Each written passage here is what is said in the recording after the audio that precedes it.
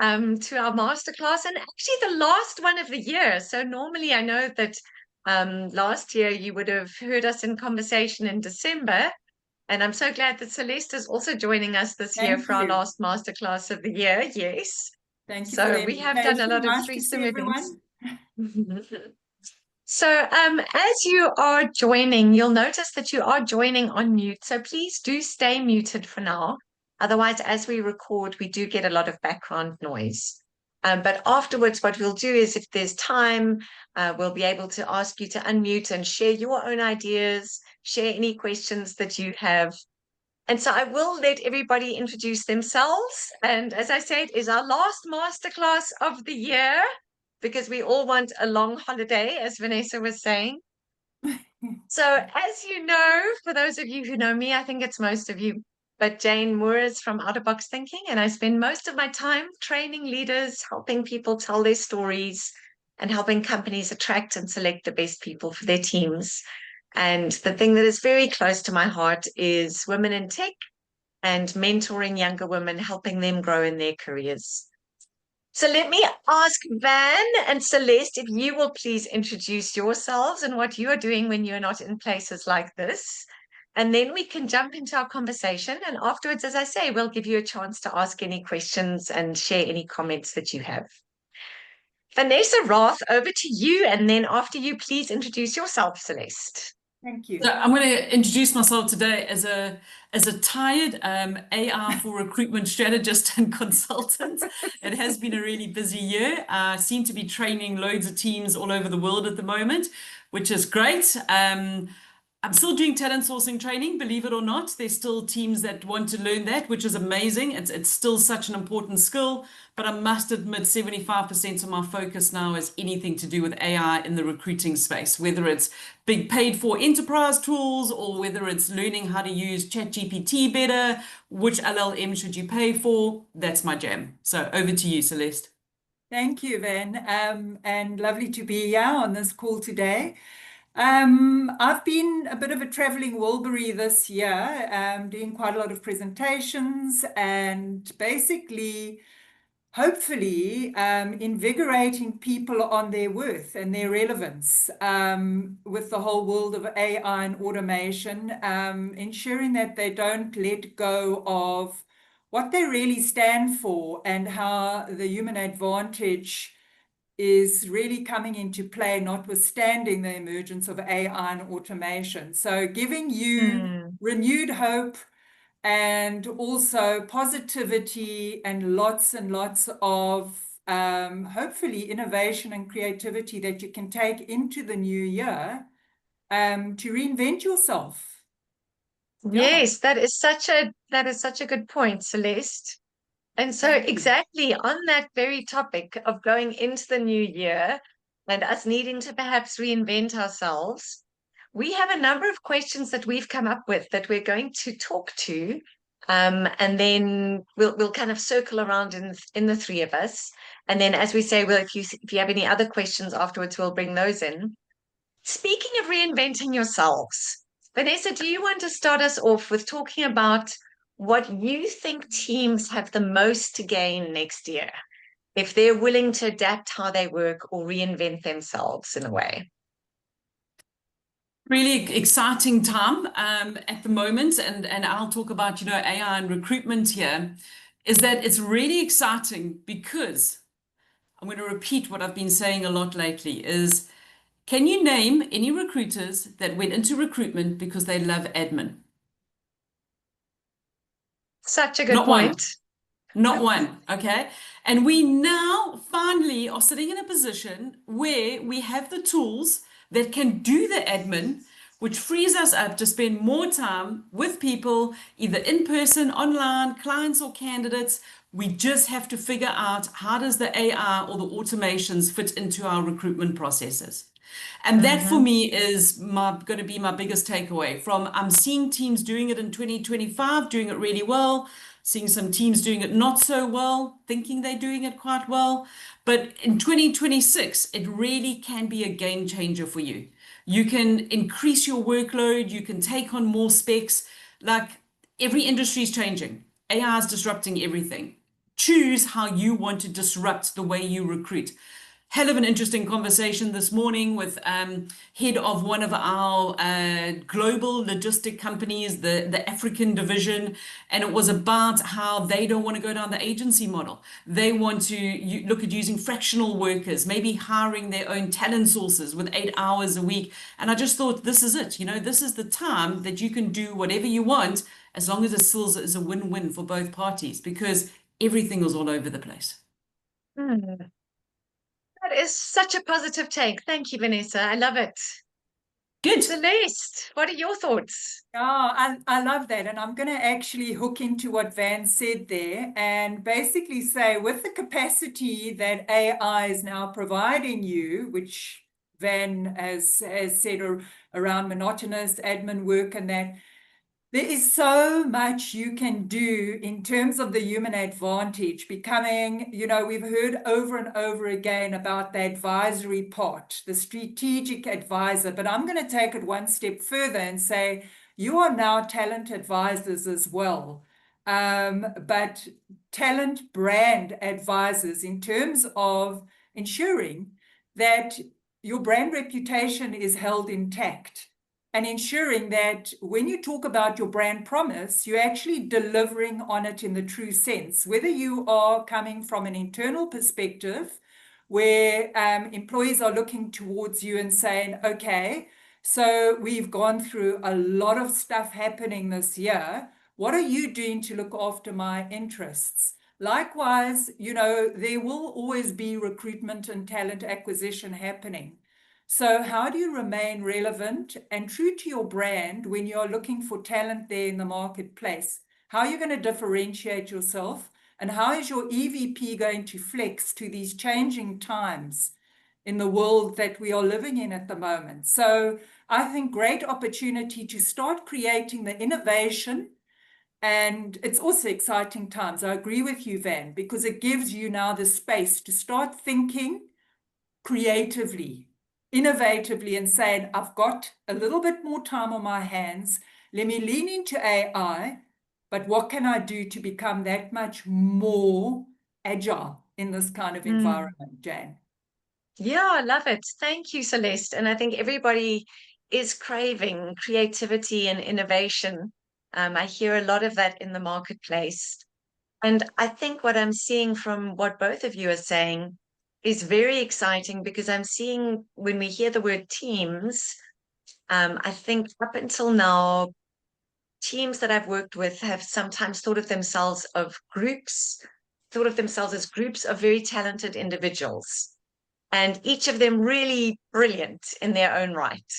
And we cannot ignore our own very fantastic, successful Springbok team, I think, is for me one of the best examples of people who are not just brilliant in their own right, but they're brilliant because of how they work together. And I was sharing this with a group of leaders this week who are seeing that to achieve their goals in this year and in the year to come, they cannot focus on the individual competencies of individuals. They have to see what are the competencies that enable the team to work together. Are they recruiting for that? And are they growing that? So things like communication, transparency, decision-making agility, those are the kinds of competencies that we need to be taking care of and noting when we're recruiting and when we're developing teams. Otherwise, we can't reach goals just because we have brilliant individuals. So I think that's what I'm excited about, is people are learning more about how to work together. So those all-important soft skills that everyone overlooks. Yeah. Yes, exactly. So with those, though, Vanessa and Celeste, I am wondering about what is coming in 2026 that employees are looking for, that people who want to join new organizations are looking for, but perhaps those organizations or leaders are not quite ready for. Is there anything that you're seeing there that's flagging for you? Well, it was really interesting. I actually probably am not feeling my strongest today because I was up and I presented at a conference in the US until about 11:30 last night. And if you know me, I like to be in bed by 8, which is no word of a lie. But it was fascinating. Like, I did my presentation, I hung around afterwards, and what we're seeing, normally happens in the US, happens in that side of the world, and then comes through the UK, Europe like a wave, and then comes down South Africa, Australia kind of side, APAC. And it's super interesting at the moment because they have got a new phenomenon called job hugging, where people are, instead of, you know, we had what was it called? It was the great, what was it like, Resignation. when people left? Great Yeah, the Great resignation. Recession. The great, yeah, when people Yeah. just decided that's it, they're not going to work, even if they haven't got another job, they are out of there. And what's happening now is the opposite, is because I think what's going to happen is we are moving to a very much a market where we've got loads of candidates out there. We've got a lot of key skills, which we're trying to fill as companies, but a lot of the people that are on the market don't match the skills. So what I'm thinking of is what we're going to be seeing, and what we need to be aware of is, first of all, there's going to be much more of a decreased head count. So from an HR perspective, someone leaves, we're not going to replace them. We're going to see what can we do within the team in order to cover for that person. And we're also going to see a lot of budget cuts. If you look at things from a global perspective, don't get me wrong, 2025 has been a tough year in recruitment, not just in South Africa. I'm seeing it with all of my global teams. I feel, even personally, just to share honestly, I've had to work even harder to get the same amount of training over the line because everyone's struggling with budgets. And unfortunately, you know me, I like to be positive Pollyanna all the time. I don't see that improving in the first quarter of 2026 at all. Yeah. Celeste, over to you. Sobering, thank you. Yeah. But truthful. Completely. Yes. And I share your sentiments there, Van. And the job hugging bit I've heard about as well. And, you know, just bringing it back to culture and employer brand and employee experience and everything. People have to work that much harder in ensuring that their EVP is addressing how people are feeling at the moment. People are looking for stability. They're looking for security. That is foremost. We talk about hygiene factors, but the reality is we are living in a global downturn, and that's what they're looking for. At the same time, it results in disengagement, especially when people are starting to be laid off, because the people that are left behind are feeling despondent. They're wondering what is going to happen to me in the future. So the communication, the authenticity, and the transparency needs to continue. In fact, it needs to be amplified just to ensure that you're managing people's expectations properly. No sugarcoating. We can't sugarcoat anymore because people will see right through it. So to your point, Van, I think you'll gain more trust through being honest, whether you're in a leadership C-suite position, or whether you are a talent leader or in talent management. Yeah, and Celeste, it's so ironic, as you're saying, that people are seeking stability and seeking security, because all we're doing as a world is coming up with more and more acronyms on how unstable and uncertain everything is. Where we had VUCA, now then we had BANI, now we've got tuna. I mean, everything talks to there is no stability, there is no certainty, there never will be. And so I think what I see from my perspective, from a talent attraction, developing people, and storytelling, is that people are inspired by stories, and leaders that I've been speaking to recently have been struggling with their motivation because they're battling to connect what they contribute to the greater strategy.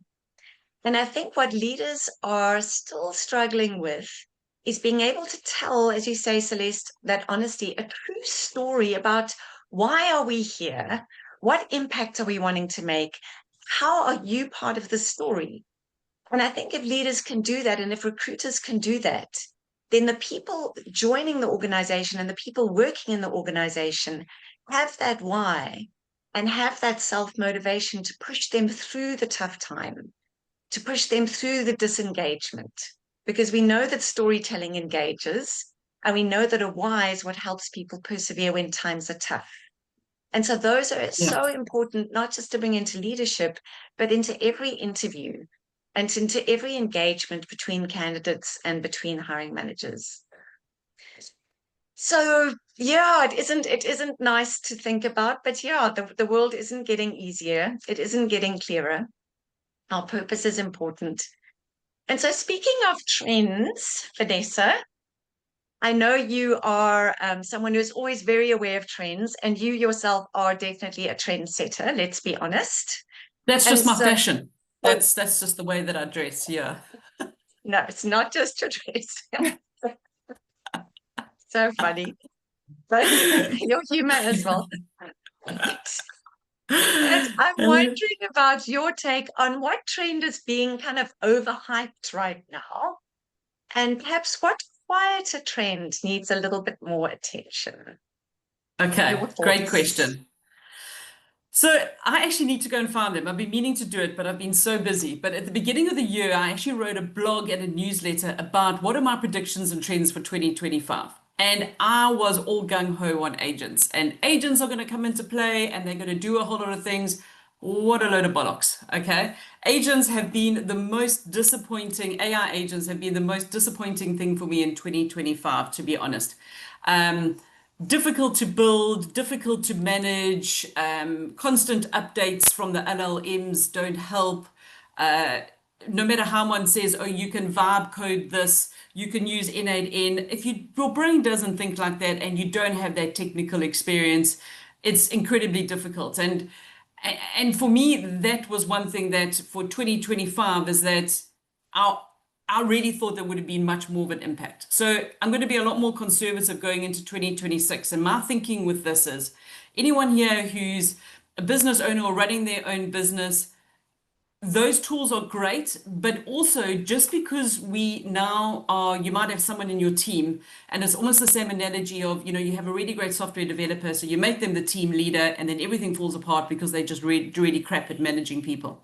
If you've got a recruiter who's really good with AI, then they're going to be asking the questions like, well, can't we build this? Can't we build something to do this? But as recruiters, we don't have that technical capability. So that is when I want to talk about look at the tools that are out there. So all of these enterprise tools, and I'm going to put a link in the chat now when Celeste is speaking to the tools that I've met with, those are all built on top of agents. So those are tools that are built, tried and tested. When things update, they fix themselves in the background. Rather look at spending money on AI tooling that uses agents that you haven't had to have the actual pain in the butt of building yourself. So look at your expenses. Look at things like why are you still paying for multiple job boards? What are you spending on LinkedIn recruiter licenses? Because they are getting properly crippling. And just on that note, think why they're trying to tie you into 2 and 3 year contracts when AI is supposed to be replacing recruiters because you cannot get out of those. They are watertight. So going into 2026, my advice would be don't get involved in the hype around AI agents. Pick an LLM. Okay, so choose your favorite one, whether it's Gemini, whether it's Claude, whether it's Grok, whether it's OpenAI, and master that one. Pay for it and master it because that is actually way more helpful than actually trying to get ahead of yourself and think to build an agent for the company. Okay. Yeah. Thank you, Van. Yeah, I think that agent, yeah, it was a big hype. So I'm just really glad that you Still touched on is. that. Thank you. Yeah. There we go. Celeste, your thoughts? So yeah, I think back to Van's comment there. I think keep it simple. Get your trusted co-host, your co-pilot, whatever you want to call it, and master that 100%, Van. And I think you also need to use it responsibly. We hear this over and over again, but I've seen, with the with stories, we spoke about stories, Jane. I think you need to be very, very cognizant when you start sounding not your same. Not the, not the same, but I'm saying the same as everyone else, but not uniquely yourself. Don't lose your voice. Mm-hmm. And I wrote an article on that because we're starting to sound bland. And don't lose your mind, don't lose your voice, and make sure that you stay your authentic self. Otherwise, you are going to become blurred and you're going to disappear in the noise, which is already happening. And yeah, I think that's really important. And that's just the one thing. The other thing is, once again, I know I'm harping on about this. I deal mainly with companies, not external recruiters, internal recruiters, talent leaders and companies. And where I'm also seeing a lot things slipping is the fact that what is said, and I've said this already, and what is delivered is worlds apart. Start making that connect. It's so important. Be true to your word. And again, it's a candidate experience journey. We've heard it over and over again. It's only getting worse. It's only getting worse. And Van, I'm sure you can also, on the AI side, you can see how people are, I mean, applicants are using AI and recruiters are using AI to screen. So, Yeah. when is this going to, where's this going to end? Yeah, exactly. So listen, and I think what I'm hearing is companies saying it's really difficult to screen now because all the candidates sound the same. Everyone has used the tools. And so to your point, I think from a attraction perspective, from a selection perspective, from a retention perspective, it's about not letting AI replace your brain. It's not getting so excited about the AI tools that now I just use them to design my job descriptions, my ads, my interview guides. Yes, of course, they are helpful. But we were even having this conversation amongst ourselves is, for example, a chat GPT might say the same thing over and over, just in slightly different ways. And at a first glance, it sounds so impressive. But when you dig a little bit deeper, it's sometimes really shallow. And so it's so important for us to still apply our own minds to keep that uniqueness as we tell our own stories, as we attract people, and as we give them the mission for their roles in organizations. We can't just let this AI hype completely replace everything. It really makes it bland and vanilla. We need to keep our uniqueness. So, Van, going ahead and going into strategic priorities for 2026, then what do you think companies should be focusing on, especially even early on in the year? I'm actually going to let Celeste answer this one first. Celeste, go for it, because you had a Go, great point Celeste. earlier. Well, I just say from a talent management strategy, whether you are external, internal recruiter, I know it's easier said than done, but try and remain innovative and creative. Try and have a look at how you are proactively building comms rollout plans, not only for yourself individually as a leader, but for your teams as well. Keep yourself interesting. Make sure that there's I almost want to say, reinvent yourself. We had to do this during COVID, folks. And that's why it was quite ironic when Jane, without digressing here, when Jane said, come, let the three of us get back on this call, we started Collaborate to Navigate in COVID. And here we're sitting again, Collaborate to Navigate, and we are now we in uncertain times again. And I'm saying to you, I mean, I'm sitting on calls and I'm doing product development at the moment. I'm repurposing, reinventing. I'm not going to lie down and die. I want to reinvent myself for 2026. And I urge all of you to do that as well. I really do. Be proactive, identify the gaps.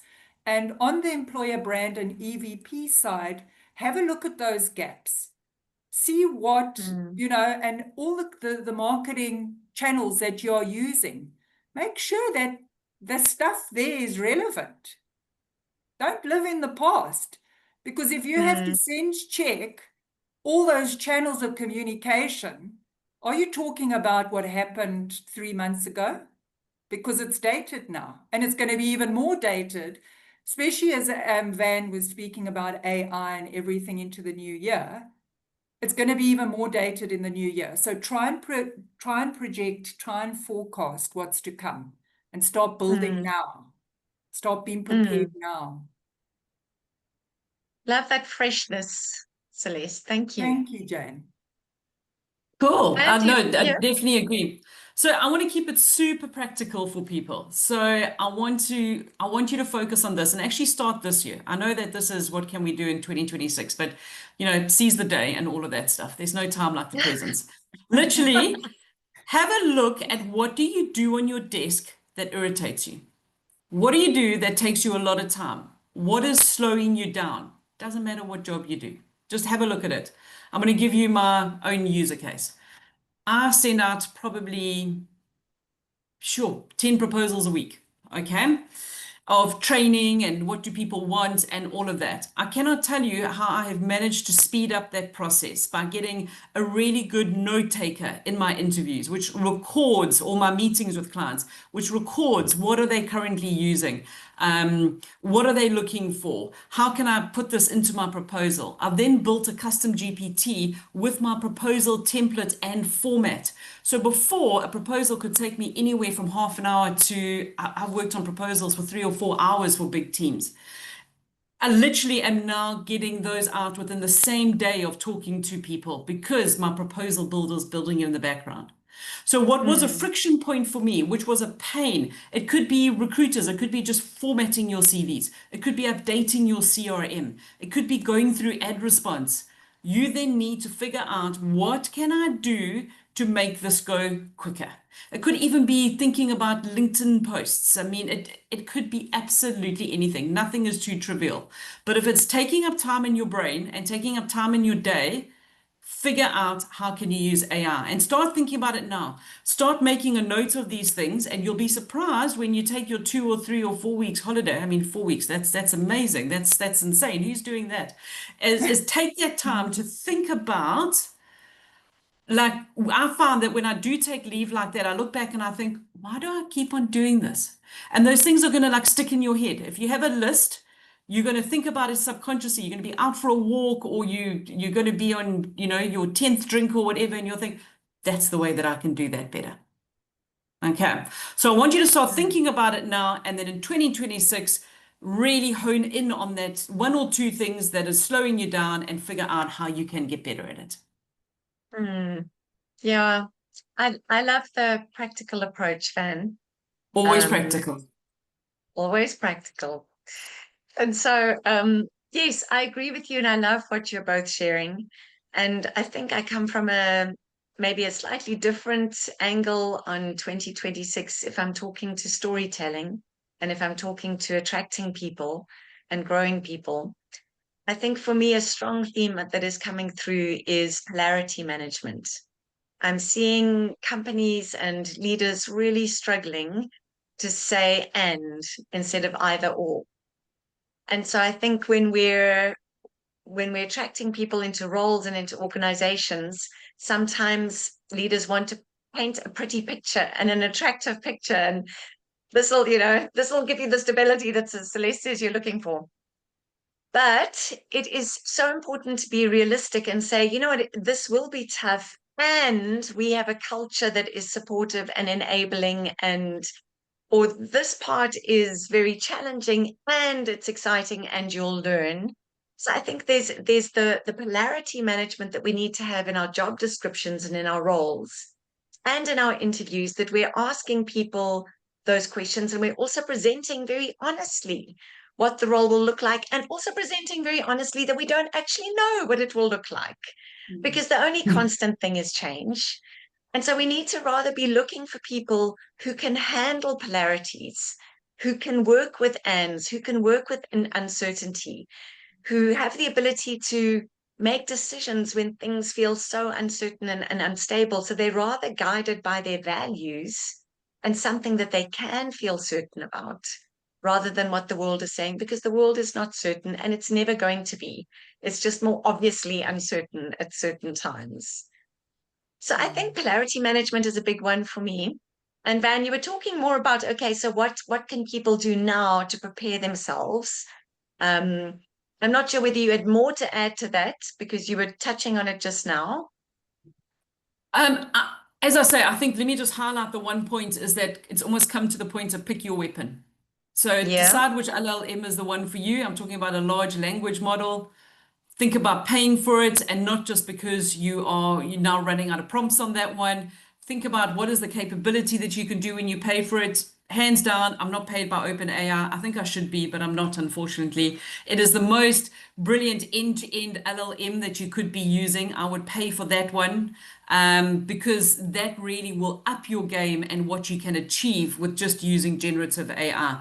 And then you can think about spending money on maybe some of the other enterprise tools. But until you actually, you and your teams, get much better at using generative AI and speeding up your processes, I think it's going to be tough. I mean, I'll give you my example. I'm pretty much not working now any Friday afternoons past 11, 12 because I'm getting on top of all of my admin during the week. So for me, that's a massive win. And it's what you need to be aiming for. And you need to be, the flip side of that is being intentional about what are you going to do with all of that freed up time. Those of you that I'm connected with on other social medias, you'll see my photography is really posting a lot more photos, which means I'm actually going out, taking photos, having time to edit them and post them, which for me shows that my balance in life is right. So you've got to Love figure it. out what does that balance look like for you and how you're going to use AI to achieve that.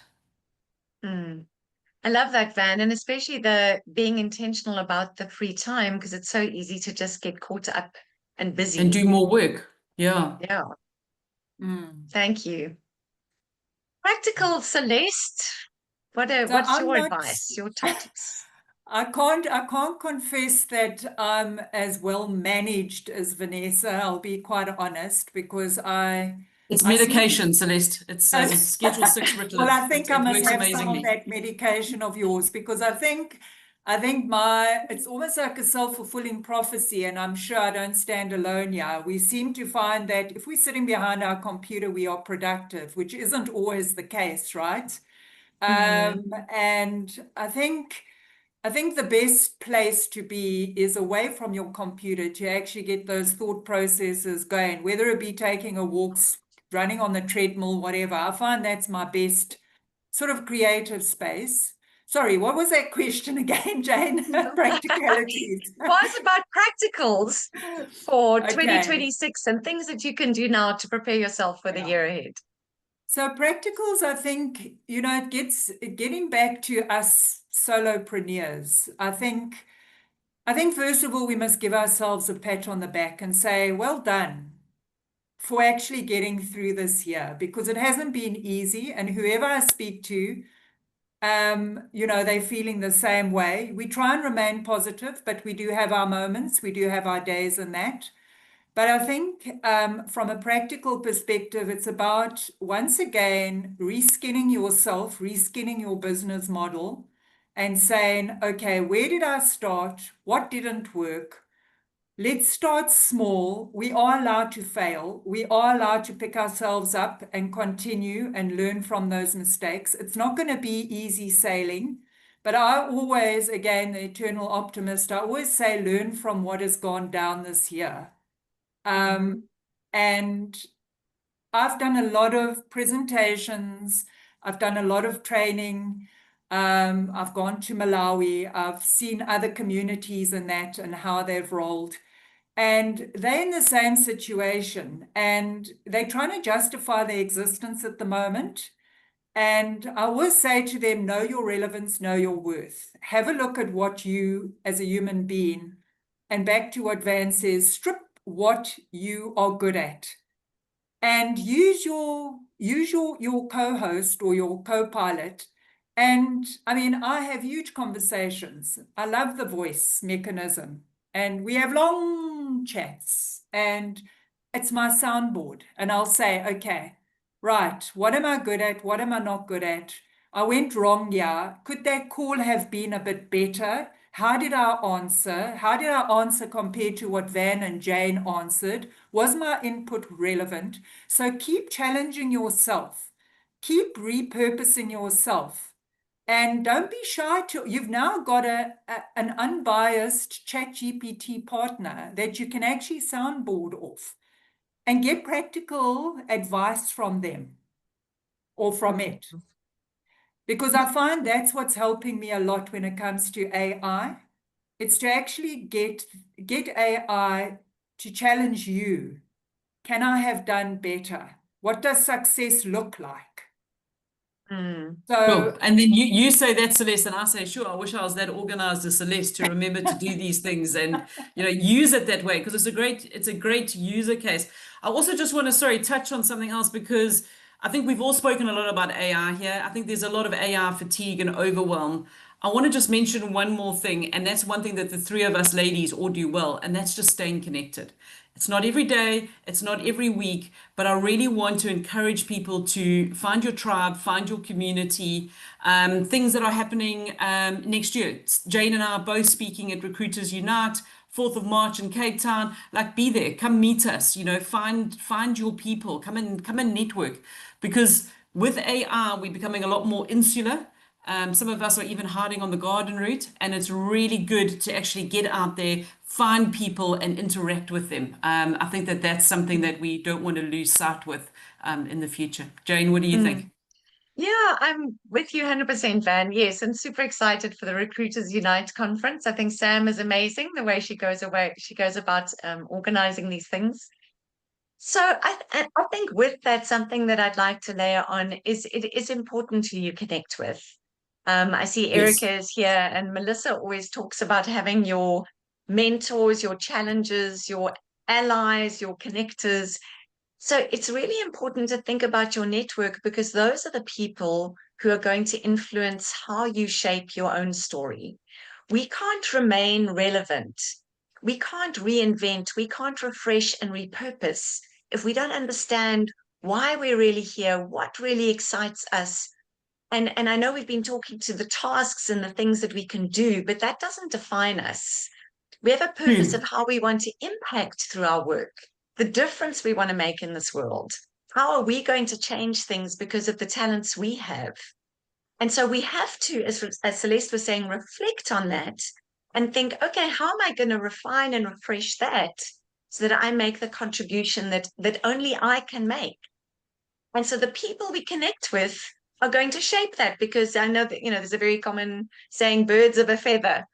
But we've got to be intentional about getting diverse people into our network, people who, again, also not just who we learn from, but who are we giving to? I think I spoke with Rele and I see she is here as well. And I know she's really strong on that even as a young woman and an award winner for women in tech, she's not just concerned at her young age of 21 to be someone who is being mentored, but she's already looking for people that she can mentor. And I think Yeah. so much of shaping our story and why we're here is not just, of course, as we all know, about what we get, but what we give. yeah, So, completely. so true, Jane. I remember one analogy was that as you climb the ladder, and I'm not climbing any corporate ladder, that's not my thing, but as I get better as a subject matter expert, one of the best pieces of advice I was ever given was reach down and pull someone up with you, Yeah, I because love that's the that. way that we're all going to improve, isn't it? And I Yeah, think, love that. yeah. And I think another thing is, hooking in again there, Jane, is everyone's got a story at the moment. And it's not all good, as we've confirmed in that, but you go into different communities. Yes, it's all relevant to where people come from and their existence and everything. But listen to their story before you actually pull them up that ladder, Van, because what you take for granted as a solopreneur and comes naturally to you is like gold to the next person. So Yeah. their problem, your solution is that to their problem, for want of a better statement. And I think we need to be mindful of that as well. Yeah. Because I think that's really what I have to say. And communities and networks, I mean, whether they're clients or whether they're associates or whether they're just people in your network, it just makes you feel good, makes you feel better. But it also, if you can add value in their direction, it's good news. Yeah, absolutely. And I think, as you say that, Celeste, I think of this very network and community here. I think this is one of my favorite times every month is coming and learning from other people about their stories, their experience, and giving a platform where people can connect and learn from each other in a very real space. And so I'm so excited that everyone here joined today. I'm so excited that Vanessa and Celeste were here, two of my favorite people and people who I've collaborated with and been inspired by for so many years. I think you both are incredibly talented, incredibly courageous, and make such a difference in your areas. So thank you so much. I love you to bits. And so let's Thank you, open up. Jane. Let's open up. If anyone would like to unmute, ask questions, share ideas, please go ahead. We still have some time, and we acknowledge that we're in a room of very talented people. So I'm sure there are many other wonderful ideas waiting to be spoken. Please just go ahead and unmute as you would like to, or write in the chat if you feel like I don't want to be a talk out loud person.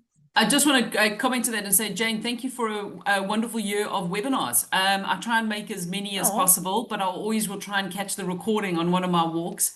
And thanks for everything that you do. You have really managed to crack it and be consistent with it, which is something that I haven't managed to do. And well done. Thanks, Please keep them up next year. Thank you. Oh, thank you. I feel very encouraged. Thank you, Van. I value that a lot.